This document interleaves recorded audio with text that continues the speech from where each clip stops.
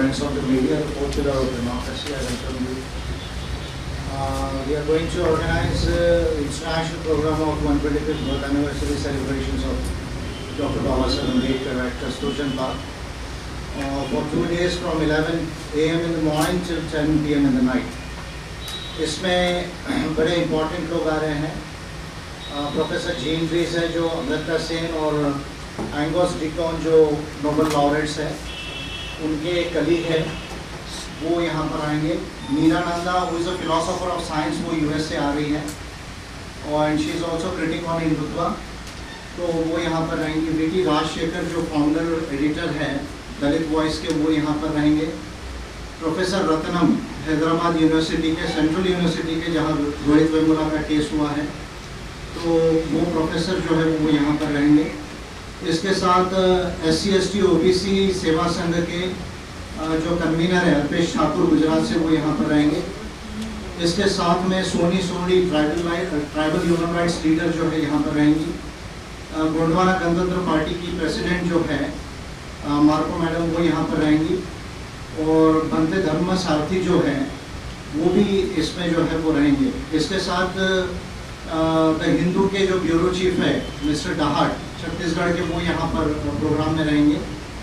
इसके अलावा बहुजन रंगभूमि कल्चरल इवेंट में ड्रामा करेगी.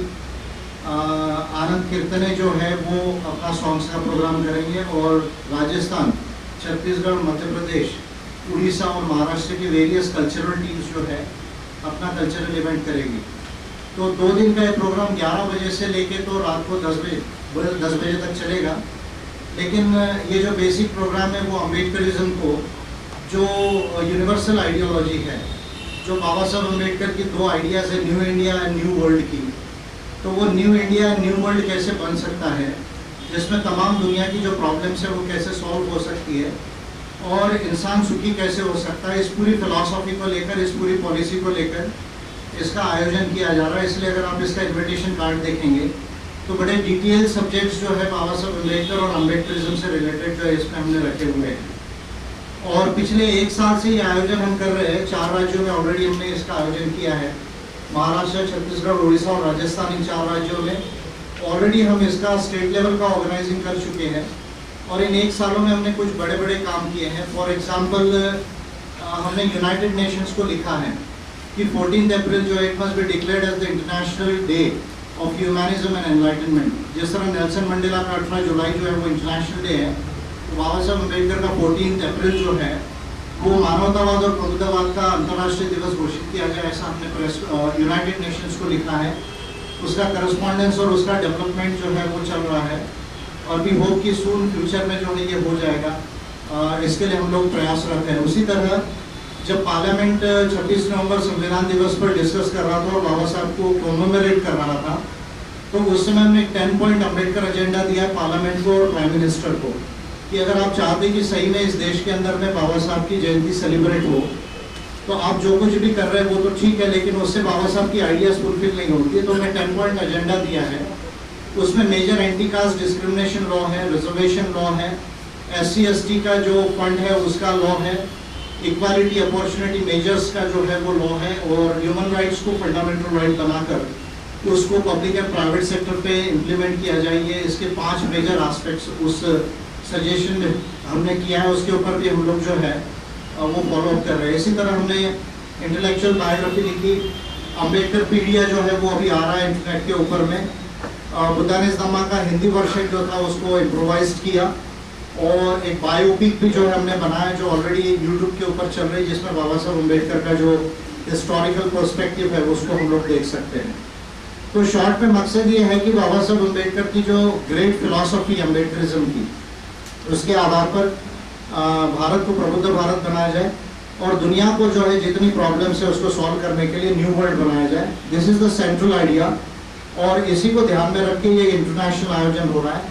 पूरे देश से जो है वो 10,000 लोग यहाँ पर आएंगे. सभी स्टेट से almost all south India, north India, central and east India से 10,000 लोग रहेंगे और नागपुर सिटी के तो कम से कम 25,000 के ऊपर लोग यहाँ पर आएंगे. तो मैं समझता हूँ कि एक बड़ा मेजर आयोजन है और इसका इंटरनेट पे पूरे वर्ल्ड में ब्रॉडकास्ट किया जाएगा. ऑलरेडी एम्बस का मानवतावादी मीडिया सेंटर है वो फेसबुक व्हाट्सएप पर चलता है. हम इसको लाइव ब्रॉडकास्ट करेंगे इंटरनेट पे पूरे वर्ल्ड में, उसका हमने पैकेज वगैरह ले लिया है। और अगर प्रेस का अच्छा रिस्पांस रहा तो आप लोगों के माध्यम से भी इंडिया में ये जो है वो वेरियस प्लेसेस में जाएगा।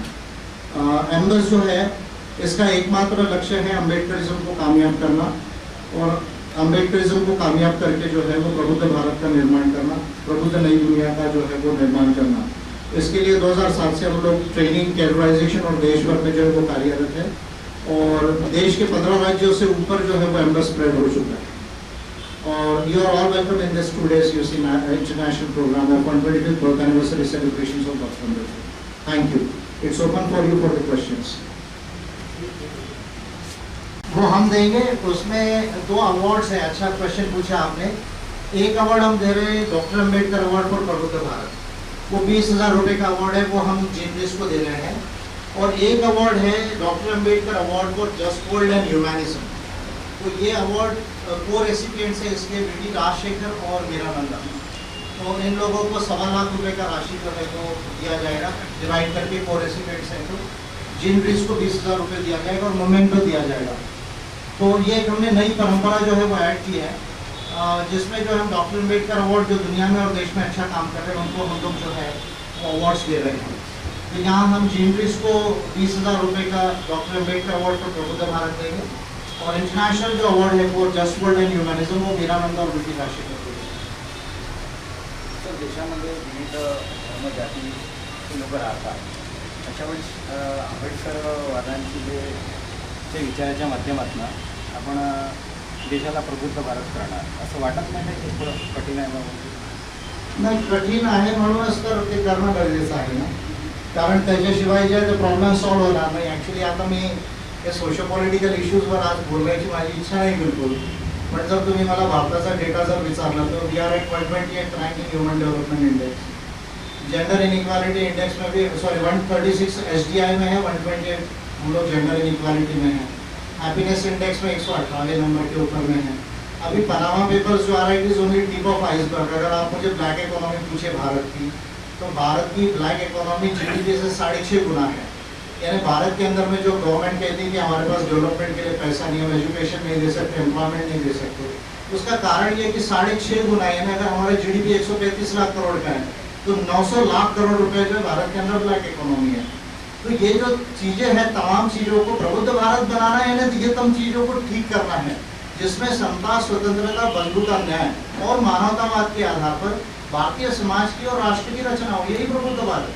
तो मैं समझता हूँ कि डिफिकल्ट होगा, लेकिन डिफिकल्ट काम अगर नहीं है तो उसको करने में मजा क्या है। ऑर्डिनरी काम तो हर कोई करता है। बाबा साहब ने तो वर्ल्ड हिस्ट्री का सबसे बड़ा काम किया, और अम्बेडकराइट लोगों को भी वही करना चाहिए, ऐसा मेरा मानना है। ऑर्डिनरी काम मोदी और बाकी लोगों के लिए छोड़ दिया हम लोगों। विश्व में सभी जगह डॉक्टर अम्बेडकर जयंती मनाई जा रही है, लेकिन इंटरनेशनल लेवल पे मनाने का क्या मकसद है आपका? इसके पीछे की क्या आइडियोलॉजी है?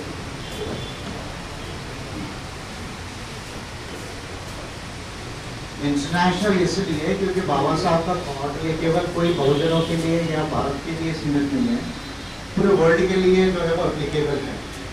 और इसलिए जो है अभी आप देखिए कोलंबिया यूनिवर्सिटी में बाबा साहब का बस्ट है।